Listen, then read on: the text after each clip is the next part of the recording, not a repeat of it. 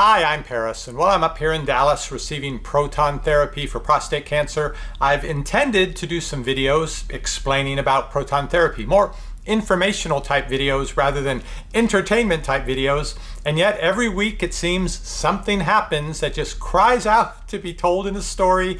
Last week was no exception. So there's this unfortunate dichotomy that goes on with radiation treatment for prostate cancer. Part of it is you need to drink 24 ounces of water before each treatment. They want to fill your bladder up. That lifts your prostate up and away from other things, so when the radiation's applied, it doesn't harm those other things. That's all good. However, side effect of the radiation, because the urethra travels right through the middle of the prostate, there's no way you can move the prostate away from that. It's going to get zapped, and it really does. And what that causes is a kind of spasmy, unpredictable sense of urgency, like, oh my gosh, I can't hold it, I gotta go right now. Sometimes related to partially full bladder, sometimes just out of nowhere that happens. And as the treatment goes on and they zap it every day, 5 days of the week, week after week, it gets really bad. Now this is just speaking for me. Maybe I'm in the minority, maybe I'm in the majority. I know the people who've written the books talking about how great proton therapy is. They talk about how few, if any, side effects you'll experience.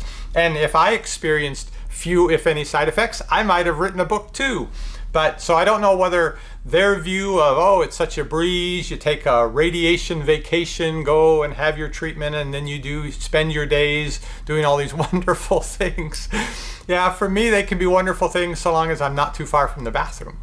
In any case, they make you drink 24 ounces of water half hour before your appointment. So by the time they get you on the table and get everything lined up, you've got a full bladder, which is uncomfortable at first. But as time goes on, it gets pretty much unbearable. For me, the first week, I had no side effects from the treatment, but it was that first weekend after a full week of the proton therapy treatment that the spasming started, and it was just out of the blue and just doubled me over, and then it would release and then it'd be okay. And then it got to coordinate itself so that even a partially full bladder would trigger it and send you running for the bathroom.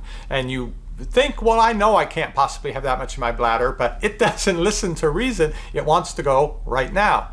So I told my radiation oncologist about that, the doctor here at the Proton Center, and he said, well, yeah, some people have that, so I'm going to prescribe Flomax for you, and that will help you to empty the bladder. That really wasn't my problem, but it will also help reduce that sense of urgency, and that's what I really needed.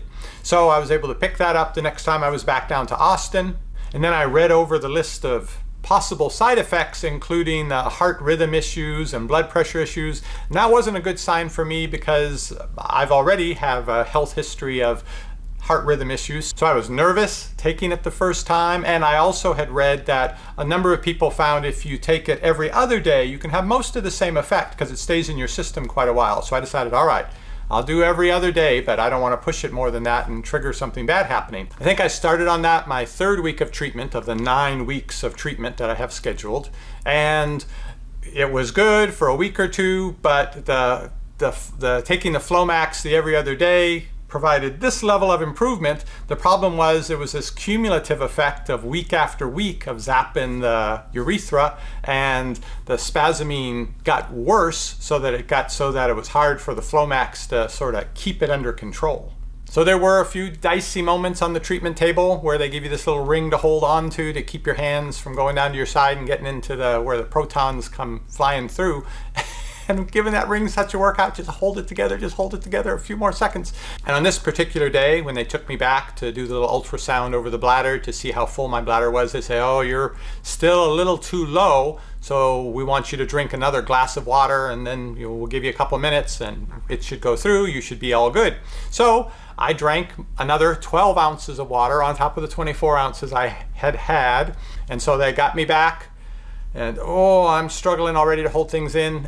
They did the radiation, the protons from the first side, and normally so long as I'm not killing that ring before they get to the second side, I know I'm gonna be okay, but it was just too much. And so at the end of the first dose, when they were coming to swing me around, I said, I'm sorry, I know you've got me all lined up and everything, because you have to be in the exact position, and if you move, then they got to do all the stuff over again. I said, but I don't think I can make it through doing the second half of this without peeing. So I've got the hospital gown on, lying on the table, looking up apologetically, explaining this, and the technician looks to me and says, "Do you want the clamp?"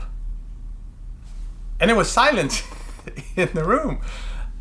I didn't know, from the sound of that, I didn't not want to go there. And they just looked at me waiting for an answer. And I said, "I was hoping I could just go pee a little." And it was silent again. The technician and I looking at each other, me expectantly waiting. And they seemed to consider things and said, "On the x-ray scan, we can see that your bladder is still down at the lower end of where it should be for doing this." So he said, "I understand the urgency that you're having. So, okay." And she gave me one of those plastic juggy things with the handle that you can pee into from being in the lying down position. She said, "You can just let out as little as you can to be able to get through the second half of the treatment. And then afterwards, I'll tell you about the clamp." So I knew I had gotten myself in trouble with that as I let off 50 cc's of pee. I thought, okay, this will get me through, and handed that over, laid back down. They had to then readjust and scan because I had moved. And while they're doing all that, I'm thinking to myself, oh, I've gone and done it now. Whatever the clamp is, I don't want to know. And I know I don't want the clamp. I'm going to be able to, I'm just got 2-3 weeks left of this. I'm not going to start clamping things now. So after the treatment was finished, and I ran down the hall to the restroom and got rid of the rest of that fluid, 36 ounces of fluid, and changed. She was waiting for me outside the changing room, and when I came out, she said, "This is the clamp." And she showed me a device. It's sort of like a splint for your finger. It's got that aluminum shaped thing, but there's this part of it, there's this part of it, and then there's a little bloop, and then also on the bottom there's an obvious indentation in it where something is supposed to go. And it's got some foam inside, but it was together on one side, and it looks like they take it, it's open on this side, and they or you, I don't know, they put it on the base there, and they clamp it shut, and I guess something clicks in place to hold it shut. And with that, there's no way that you have to worry about peeing. There's no way it's going to come out. Now, she said, it's not painful, but it can be very uncomfortable. And I'm thinking, yeah, that's like the dentist who tells you, you're going to feel some pressure. I don't know what look I had on my face, but she looked at me and then said, "Really? It's not painful." And she put a finger in and kind of closed it part way to show oh my gosh, I'm feeling like I'm 8 years old and I got in trouble. And I know when my father gets home, I'm going to get a spanking. And I'm thinking, how can I get out of this? What can I say so this will not happen? And so fortunately something did come to me. I said, "Hey, I'm on that, taking that Flomax that's supposed to help with this. I've just been taking it every other day." I said, "What if I just start taking it daily? Do you think that might be good enough? We don't have to do this?" And this technician said, "I can't advise you on that. You'd have to talk to the doctor related to the medicine." I said, "Well, it's okay. I was prescribed it daily. I just haven't been taking it daily." I said, "I'm going to try taking that daily and see if we don't need to use that." The technician said, "Okay, we'll give that a try, but we always have this just in case." So as soon as I got back to my hotel room, took a dose of the Flomax, okay. The next day I took another dose. I thought, all right, this will take care of it. So that was Thursday, and Friday I was back in Austin. And then Saturday, was not a good day because the heart palpitations and the rhythm problems, they were bad. Blood pressure was up, blood pressure was down. I spent most of the day in bed. This is what I was afraid of. I was going to have this reaction to the Flomax because it's listed as a side effect. It can mess up your heart, and it did. So I didn't take it Saturday. Sunday I was feeling better, and so now the Flomax was going to be my savior and get me through this. Now I'm afraid to take even a single dose of it to go back to the every other day because I don't want to trigger the heart issues, especially when I'm alone up here in Dallas. So I was in a bad way driving up to Dallas on Monday wondering, how am I going to get through this? And I decided, okay, we're not doing medications.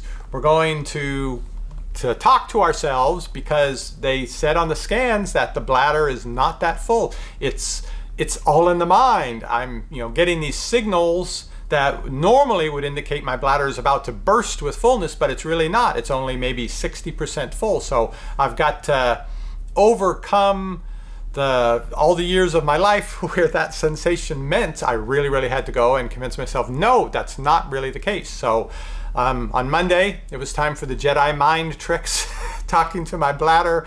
These aren't the urinals you're looking for. So I surprisingly got through Monday okay. It was bad, but it wasn't unbearably bad. And so I thought, okay, now if I can succeed one day, I can succeed more than one day. So I've been working on talking myself up to be able to do that. And it's Thursday. I've already finished Thursday's treatment. I think Wednesday was a hard day. Wednesday came close. If I can get through it, if it's not as spasmy. I keep telling myself that and telling my bladder that. So I've got just tomorrow, then one more week to get through. I'm not going to be using the medication. It's all up here. Maybe when I'm home this weekend, I will watch some Star Wars and refresh my technique, and I'll see you on the next review. There are so many choices and you don't want to stress. You want your health food at home, receiving only the best. That's what we're here for. We give honest reviews. parristx.